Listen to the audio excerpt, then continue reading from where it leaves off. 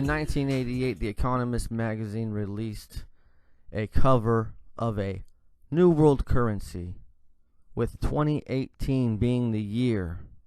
Get ready for a world currency was the title. And now we see in 2018, sure enough, the petro yuan has been activated. Predictions made long ago by the elite of a world currency and a third world war. It's time. You're saying the tribulation could very well begin, and timing-wise, God's word-wise, not your word, what you see God speaks. Yes. My sheep know my voice. Yes. So you see the tribulation as a 7-year cycle that will follow the cyclical Shemitah cycle. So you feel like maybe we should prepare for the tribulation year definitely to know that something's I think coming. we have 1 year to really prepare for what God's coming. You said that right out flat. You didn't even give a disclaimer. Now say that again. Wow. If it doesn't begin next year, it won't begin for 7 more years. But I don't know if we have that much time. Joined by the host of RT's Kaiser Report, Max Kaiser. Max, good evening. Thanks for coming on. We were hearing there that China looks set then to challenge the petrodollar. Why does Beijing feel the need to do this? Well, first of all, they're very brave to do this because countries that have tried to exit the oil-dollar matrix have met terrible ends. Of course, Saddam Hussein wanted to trade oil in euros. He was killed. You had Muammar Gaddafi wanted to trade his energy in something other than U.S. dollars. He was killed.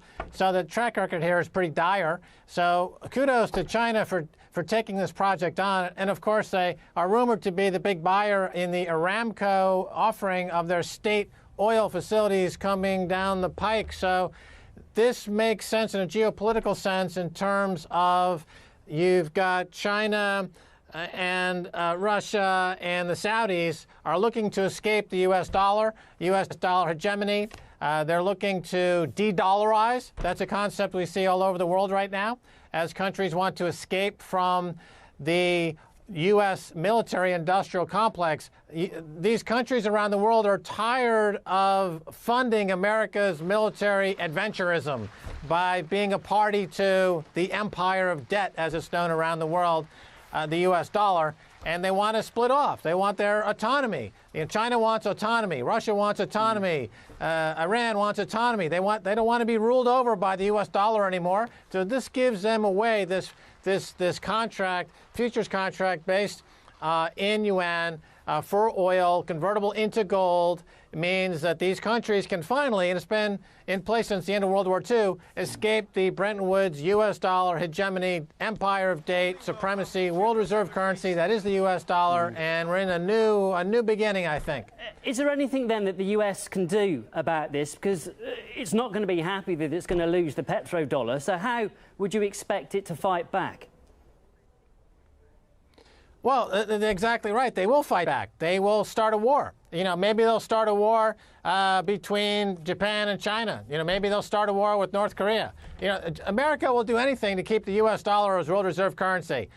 They will invade a country like Afghanistan. They'll stop at nothing because this is the basis of the U.S. empire. It's not land-based. It's not based on material goods. It's based on rent-seeking. It's based on lending dollars, getting that income, and then when countries can't pay, they dismantle the assets and take them over. We saw in Latin America, South America. This is how America built its empire. The countries that are resistant to America's financial cartel are Russia, China, Iran. So now they figured out, you know what, we're going to split off from the dollar, and they can do so with this new contract.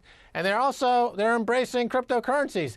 Cryptocurrencies in this context is another way to de-dollarize, get out of the U.S. dollar. The U.S. dollar is being held up narrowly with the Pentagon's various actions around the world and a lot of market machinations from the central banks. But once the cat's out of the bag, look for the dollar to have a very significant crash.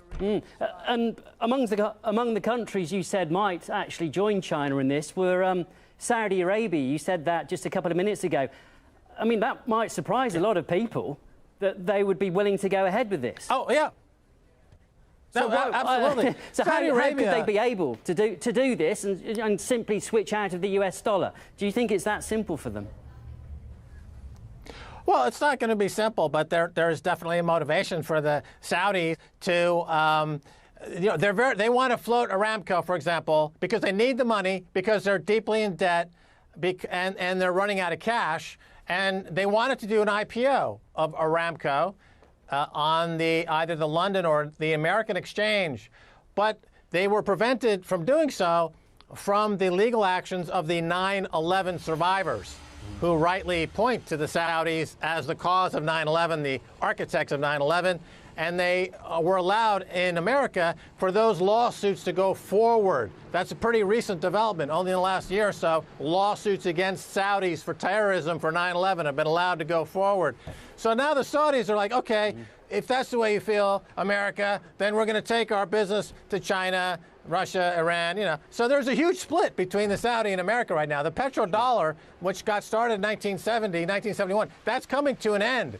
The Saudis are doing all kinds of moves that beyond just killing people on 9/11, which is pretty aggressive, I think. Max, they're doing a lot of other moves. We could talk a lot longer about this. It's a fascinating topic, but we've got to leave it there. We really appreciate your thoughts on this. That was Sure. Max Kaiser. Thank you.